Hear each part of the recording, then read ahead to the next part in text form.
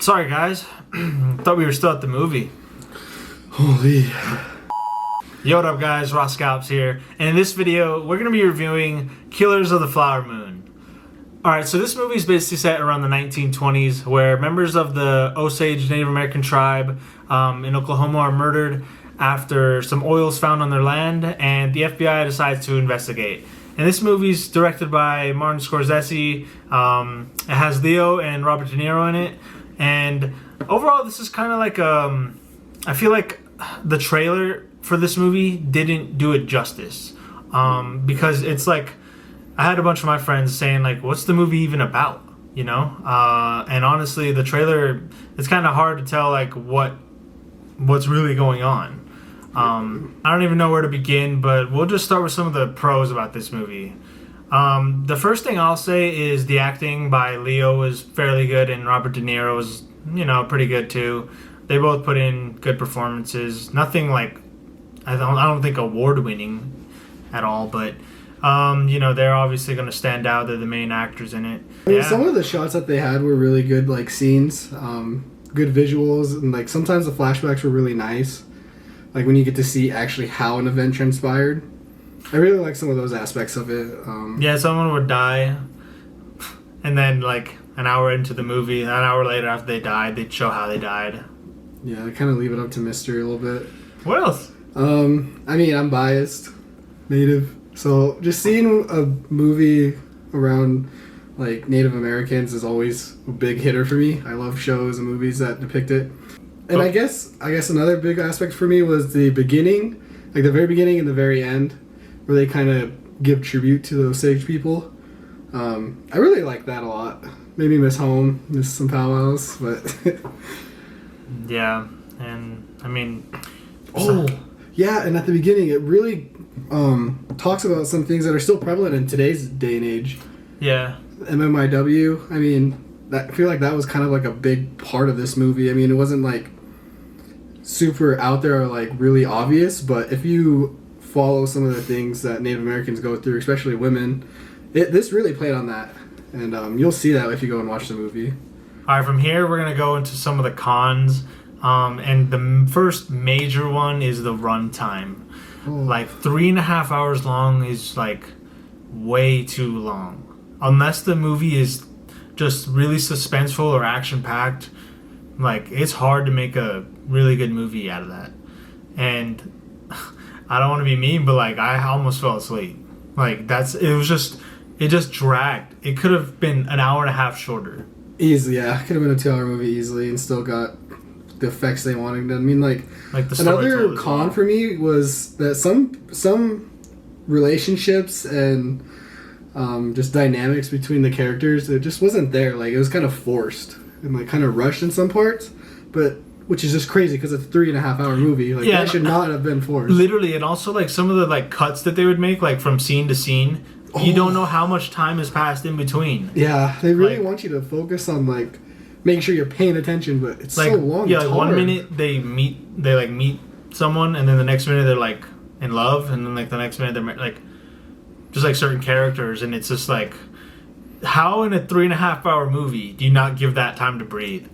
Yeah, definitely should have, especially when it's supposed to be I guess I shouldn't say too much, but it was a big dynamic that got rushed way too quickly.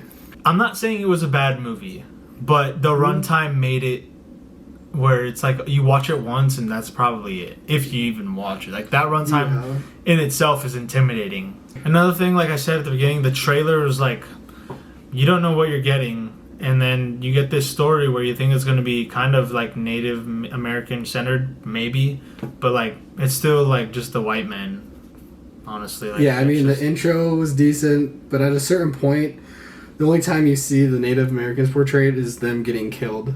Literally. Or saying just a couple things, or just like looking ridiculous. Which, I mean, in context of the story, I see why that happened, but it's just like the intro and the outro at the end, it was so hard hitting, but then once you're like right in the middle and the thick of everything, it was really only focused around Leo and Robert. It was like even the main character, I forget the actress's name, but she goes by Molly in the movie. she's even out of the picture for a pretty long time, and she was pretty key at the beginning. With all that being said, for this movie, I'm gonna give action a 1 star because there was nothing besides gunshots. There's not really any fighting, nothing like that.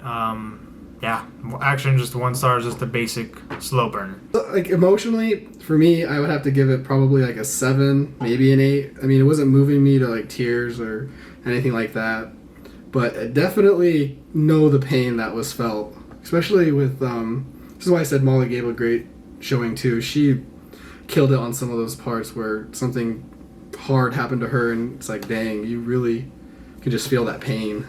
Yeah. All right, so suspense in the movie, I'm gonna say it's about a 5 because it's like it's too long of a movie to hold the suspense for the entire movie. If the movie was cut down, it could have probably held the suspense, but during the middle hour, it like drags. But then it picks up at the end a little bit. But overall, I'm gonna have to give it a 6. Pace of the movie, I mean, it's 3.5 hours long. The pace is. I mean, some parts were pushed too much, and then other parts were dragged out way too much. So the pacing was really off in this movie. I feel like I'd have to give it like a 2. Mm-hmm. Yeah. Yeah. And for the plot of this movie, we're gonna have to give this a 6 out of 10. And the main issue is just the pace. If the pace would have been better, I feel like the plot would have just. The story of this movie would have just been better overall because of that. Yeah. And not saying the plot or story was bad, it was just mostly like the pace and stuff that killed it. Overall, it was like a decent movie, just too long. All right, and overall, for this movie, I'm going to give it the Participation Award. You know, it's a movie. That's what I'll say about this. And what do you think, Zaro? So I don't quite agree. I mean, being a Native American movie, like I already said, I'm biased, but it's either salty popcorn, not quite piston cup. If there's something in between, like I don't regret going. I actually enjoyed most of the movie. There was definitely key aspects though where I can't just give it that great award. But yeah, other than that, it's somewhere between salty popcorn and piston cup. Overall, that was our review on Killers of the Flower Moon. Yeah, we just want to say thank you all for watching to the end. And with that being said, we'll see you on the next video. Peace. Alright guys, so that was our movie review for Killers of the Flower Moon. And drop down below in the comments what you guys thought of it. If you guys really liked it, really hated it, if you guys agreed or disagreed with us. We'd be very curious to see what you have to say. Yeah. And next week... Especially me. Yeah. Next week we're going to be looking at Five Nights at Freddy's, which comes out October 27th, I believe. And we're both looking forward to that. But with that being said, we just want to say thank you all for watching this video. And stay tuned for more cooking videos, skits, and other things that we have going. Yeah. Thank you guys again, and we'll see you on the next one. Peace.